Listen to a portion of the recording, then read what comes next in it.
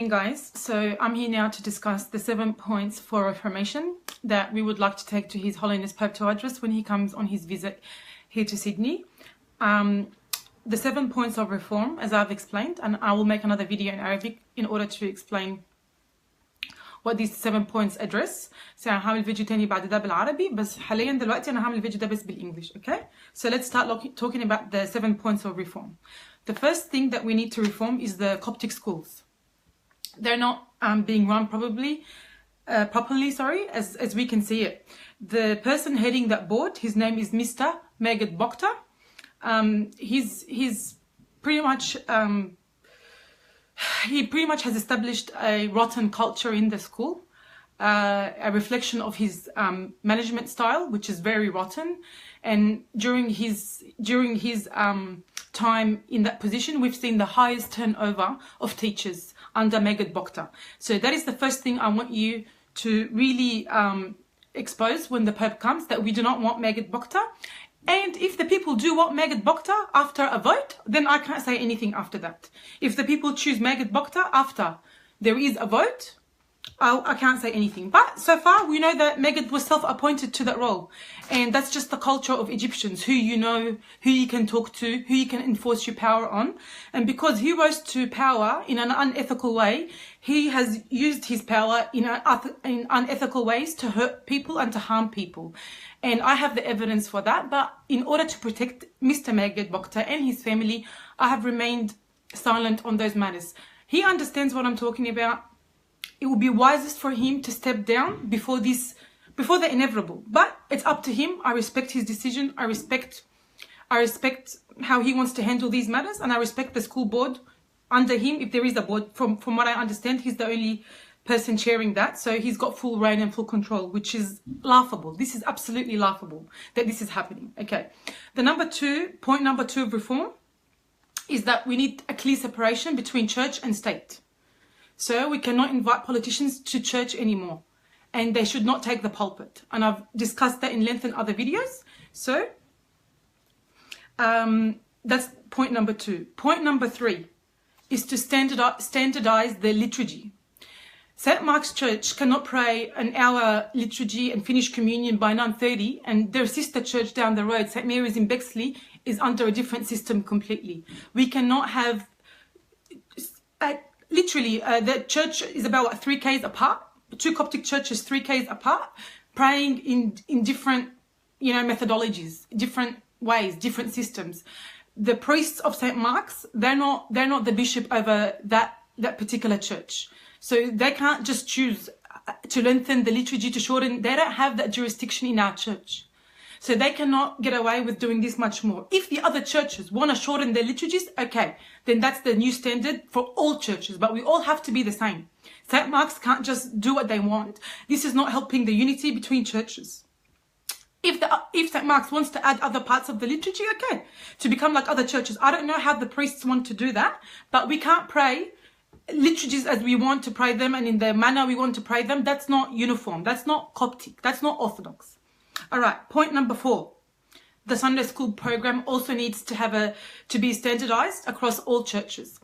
Why do I always get invited to give talks in churches out west, in Penrith and other churches, and I find that they have a shortage of servants? At least the caliber of servants is not the same as that in other, popular churches in more, common geographical regions, like closer into the city. So they are still our children. Those children out west, they're still our children. We can't give the best program or tailor the best program to St. Mark's and put all our energies and resources, and hence all the parents want to bring their children to St. Mark's, and then other churches are missing out on that benefit.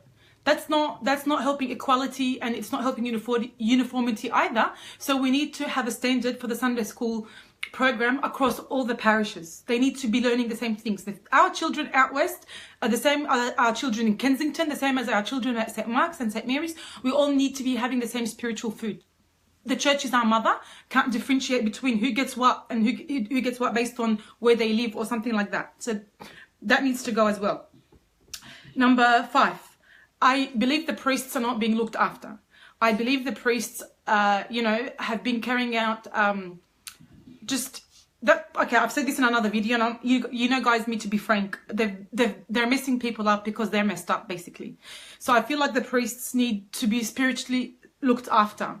So I have thought in my own way, but again, you guys may have different suggestions, that the priests get together for a spiritual day at least once a month with their wives, with their families, with their children, and to have a day out, whether it's a barbecue, whether it's a cruise. And I would like for the diocese to fund this, whether it's a restaurant. We have many entrepreneurs in the community, and I'm sure many people would be loving to have the priests and host them. They look after us, guys. Without the priests, we're going to be in big trouble. So they look after us, so we need to look after them. We need to thank them. We need to show them that we appreciate them, and give them and their families one day a month just for retreat, relaxation, unity between the priests. So that's point number 5. Point number 6, we need to revisit our processes of excommunication. Okay? How is it that 2 people from Abu Sufyan have been excommunicated without them actually being validated as heretics? They've just spoke up to power. Whether they are right or whether they are wrong, that's not my issue. My issue is they were not heretics. They did not deny the creed of faith. So based on what based on what church canon, or based on what church philosophy, or based on what church from where did you get the idea that you could excommunicate someone just because you didn't like what they said and where they stood? You can only excommunicate somebody and that's according to my knowledge, and you can correct me on that if you guys know church canon and church history better than me, that if you denied the creed of faith, Father, Son, and Holy Spirit, or what we call doctrinal theology. I believe those people are still Christians. I believe those people did not deny the creed of faith. They may have other personal issues, but that falls in line with their confession. They need to be able to go back to confession and be renewed. That's more reason to keep them in church if they are sinning than to actually push them out of the church. There is something fundamentally wrong with this. The system is rotten. Okay, and you can see I'm very angry today. I'm sorry about that, but you know, there's been a lot on my mind this week, and it's been very challenging, to say the least. Excuse my abruptness, if I may say so. And point number 7, yeah, we need an internal conflict resolution process. So if I want to go and say, priest so-and-so screwed me around, he didn't do the right thing by me, I need to know that there is an internal panel to hold that priest accountable. This is hurting them. This lack of accountability is actually hurting the priests. We're not looking after them by not being able to bring them into accountability. So we need that. And something else we need accountability for is the process of divorce in the church. Now, I have seen this over many years. Any person that goes through the process of divorce, and even if they get the annulment, even if that particular person gets, like, the ruling is in their favor, if they get the annulment to remarry or permission to remarry, they still want to leave the church. After enduring that process in the church, most people don't want anything to do with the church. And I have to ask, why is that? Why is everybody that goes through that system, indignifying system or humiliating system, they want nothing to do with the church after that? Possibly, and it has been my recent experience that the church uses, like the church, when I'm not speaking on behalf of any particular priest or bishop, but usually when the church is fed up with somebody, their tactic, if you like, or their strategy is to collect evidence on that person, whether by recordings or footage or whatever, and to incriminate them and use that footage to either discredit them or to excommunicate them or whatever it is. So it's really rotten. It's really, sorry, but it's not dignified. It doesn't dignify any human being going through that. And it tells me that there's something there wrong that needs reform. Lately, I think people have been going around saying, oh, Christine, you know, they're trying to discredit me, saying that I've gone insane, or I'm depressed, or I've got particular type of depression, whatever it is. I've come out and I've said that I've been suffering from depression. That's not something that shames me. That's something makes me proud, because my God, you know, speaks love into me every day, and he loves the weak. God used Jeremiah when he was depressed. God used Joseph when he was, God spoke to Job. That doesn't shame me in any way. That makes me proud. That's what you incriminate me with. That doesn't bother me in any way. You're only giving me really more grace from God, because God supports the weak. So, I mean, you've burned that card. Play a new card. Why don't you actually start discussing the issues that I'm raising instead of attacking my character? I'm not here to defend my character, but I'm just saying, why not try do that as a church? Why not look at yourselves and look at how you can reform? Because I've made it clear that I want nothing to do with the reformation process. I want you guys to self-reform. I know that I'm just a catalyst. So I've been speaking the truth, sometimes in love and sometimes not in love.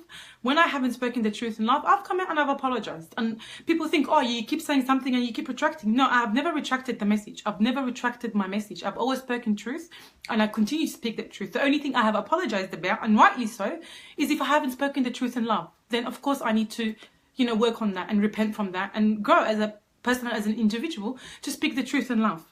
But it can be hard sometimes to speak the truth in love, and I'm not excusing my behavior, and I'm not excusing the things that I've done and said and how I've done it, in a community that is very quick to judge and very quick to attack and very quick to draw conclusions about your personal life, your mental health, but it's okay. When I went into this, I knew what I was up against, and I'm happy for them to do whatever they want. They really don't understand that when they do that, they give me more power, they give me more grace, they give me more, energy to go to God and say, help me, I'm weak, and that strengthens me. So I have to thank them for blessing my life so much and giving me so much of God's riches that I have enjoyed, and I hope one day they can enjoy.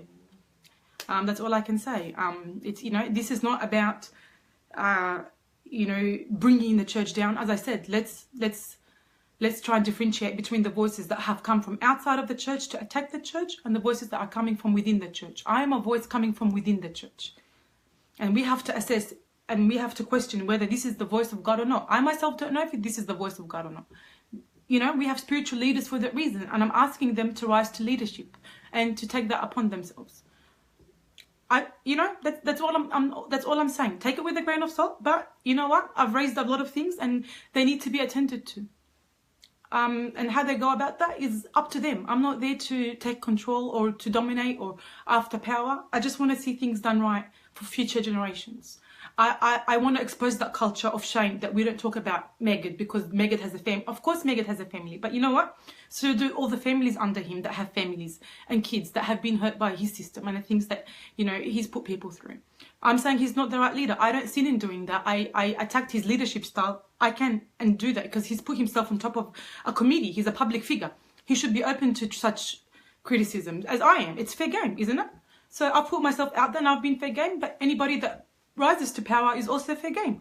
We have the right to assess whether this person is doing the job as we would like him to do it, or he's not doing the job as we would like him to do it. Okay, that's all I'm saying. I'm going to do another one in Arabic because we need to get this moving before the Pope comes, and we need to start speaking those 7 points of reform as soon as we can get a chance to.